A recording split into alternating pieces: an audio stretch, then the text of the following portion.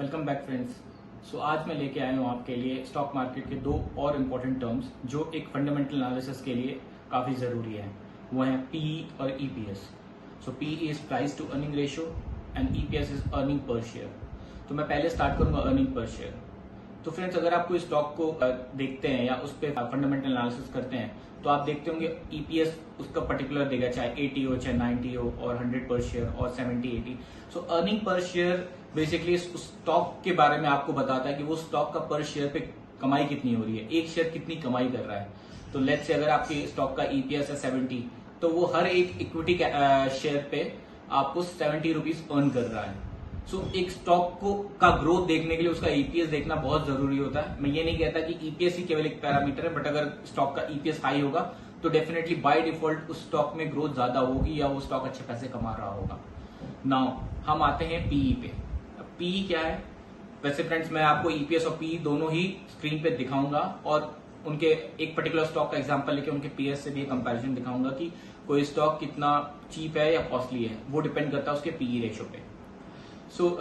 Guys, PE is the price of the share. Let's take an example. आप example लेते हैं रिलायंस का। रिलायंस आज सपोज करिए 2500 पे ट्रेड कर रहा है। मुझे एग्जैक्ट वैल्यू नहीं पता, बट मैं एग्जांपल लेता हूँ। 2500 पे ट्रेड कर रहा है और उसका ईपीएस है सपोज करिए 50। तो उसका पीई कितना हुआ? 50। उसका पीई हुआ price that is 2500 divided by EPS that is 50। तो उसका पीई हुआ 50। तो 50 उसका पीई हुआ। हर सेक्टर में अलग अलग तरह के पीई होते हैं। जब आप पीई देखेंगे तो अगर आप पीई कंपैरिजन करते हैं तो आपको पीई सेम सेक्टर के विद इन सेक्टर कंपेयर करना होगा। तो आप अगर रिलायंस से कंपेयर करें तो आपको किसी ऑयल रिफाइनरी कंपनी से कंपेयर करना होगा या केमिकल से कंपेयर करना होगा।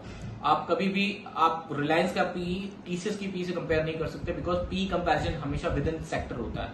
और आपको टीसीएस के पीई का कंपैरिजन करना होगा तो वो हमेशा आप इन्फोसिस या एसएल टेक से करेंगे। तो गाइज, ये था पीई एंड ईपीएस। चलिए आइए स्क्रीन पे देख लेते हैं कि पीई और ईपीएस क्या होता है और मैं आपको एक एग्जांपल लेके बताता हूँ। तो फ्रेंड्स, मैंने खोल लिया है screener.in और यहाँ पे मैंने फार्मा की कंपनी सिप्ला, उसका एग्जांपल खोला हुआ है। तो आप देख सकते हैं जैसे ये सिप्ला है और इसके स्टॉक पी 13.8 है, 30.8। आप नीचे आएंगे तो उसके पेयर से भी हम कंपेयर कर सकते हैं। जैसे सन फार्मा इज़ 31.59, सिप्ला का 30.76 है, डॉक्टर रेड्डीज़ का 19.9 है, मैनकाइंड का 58 है, जाइडस 28 एंड सो ऑन। इसका मीडियन देखेंगे तो 29.86 है। ये आपका पी हो गया। अब ये पी कैसे डिराइव हुआ है? पी जो होता है वो प्राइस टू अर्निंग होता है, और प्राइस क्या है? ये है current market price of stock. Current market price divided by earning per share, तो आपका पी निकल आएगा। तो आप इसको जब इससे डिवाइड करेंगे अर्निंग पर शेयर से तो आपका पी निकल आएगा।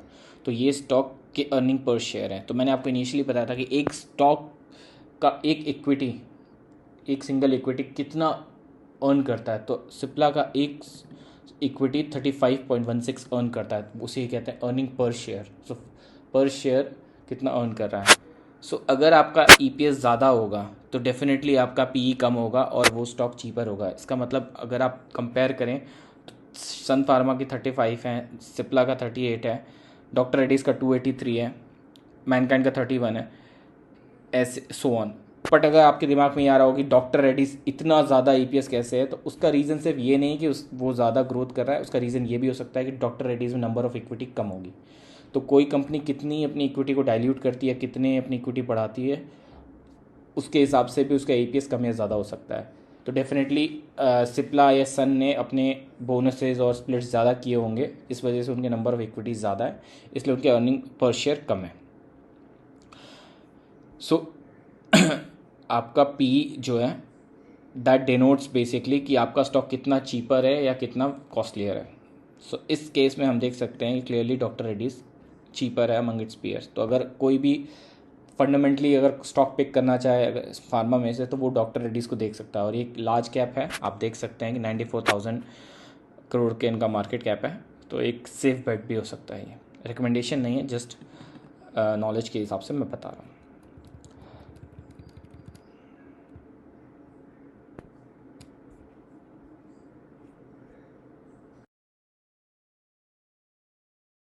सो गाइज ये था पीई और EPS of a particular stock.